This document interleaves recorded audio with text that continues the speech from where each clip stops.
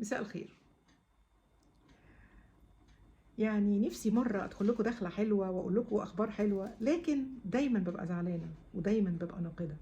بس ناقدة لأني بحب مصر وبحب التراب اللي بنمشي عليه في مصر. فأزعجني جدا اللي بيحصل في المغتربين، اللي جايين المفروض إن هم أساس دخل عندنا، هم مصدر دخل لمصر كبير، إن إحنا بنهنهم وبنعاملهم آه، ك يعني ناس مش مننا ولا علينا.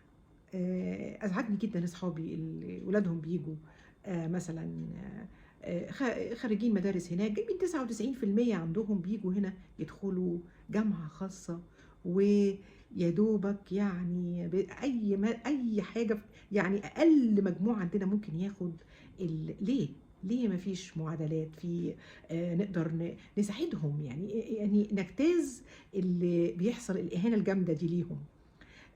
سيبك من كل ده. السياحة في مصر، انتوا بتبوظوا السياحة في مصر وبتبوظوها بالنسبة للمغتربين كمان.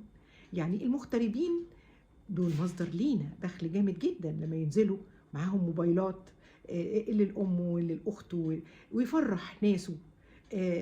ايه موبايل واحد انا ما شفتهاش في اي دولة في العالم، اي دولة حوالينا كده انا ما شفتهاش. يعني نفسي، يعني ايه ما ينفعش يجيب غير موبايل واحد ويتسجل الموبايل ده وهو ده يبقى بتاعه؟ ايه ده؟ ايه ده؟ ايه اللي بيحصل ده؟ ومين اللي بيسمح بالمهزله؟ انا نفسي افهم، انتوا عندكم مشاكل مع الناس اللي بتجيب 50 60 موبايل، دول اللي تمسكوهم. احنا مالنا؟ الناس اللي نازله مغتربه جايه تفرح اهلها، قاعده بعيده عنها سنه.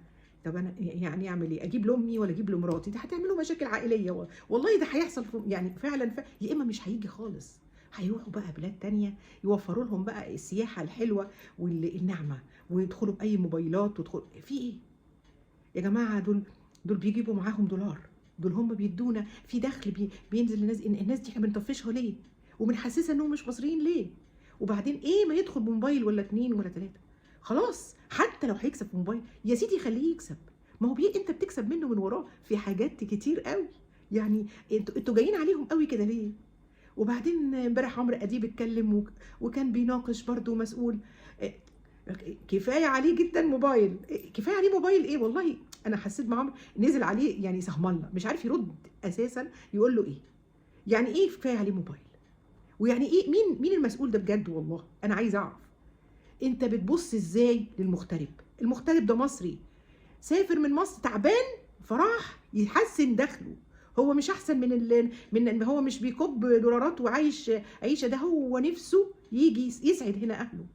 هنيجي نكرهه كمان في مصر؟ والله ده بدل ما يجوا. وبعدين تعالوا بقى نبص لتذاكر السفر.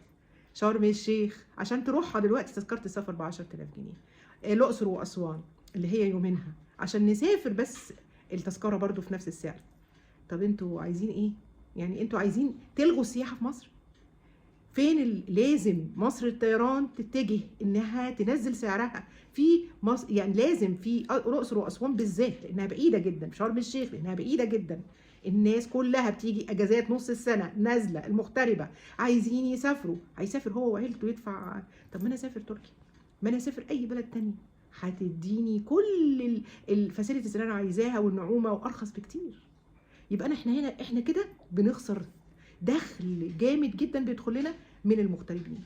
معلش تحملوني النهارده، والفيديو بتاعي اطول من قبل كده، بس كنت لازم اتكلم وكنت لازم اقول لكم احنا في غلط جامد جدا، واحنا ما بنفكر فين، مين اللي بيفكر لنا؟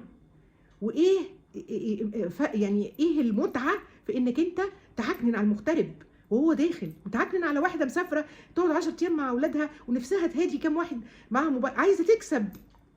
خلوا الناس تكسب، خلوا الناس تكسب، خلوا الناس تفرح، هونوا على الناس شويه. هم دول اللي انتوا ماسكين فيهم؟ هم دول اللي هيحلوا لكم مشكله الدولار في مصر؟ صعب طريقه التفكير دي. وانا بصراحه قلبي معاهم وقلبي على مصر، عشان كده النهارده بقول لكم الفيديو ده، واستحملوني لو انا عصبيه شويه. والسلام عليكم.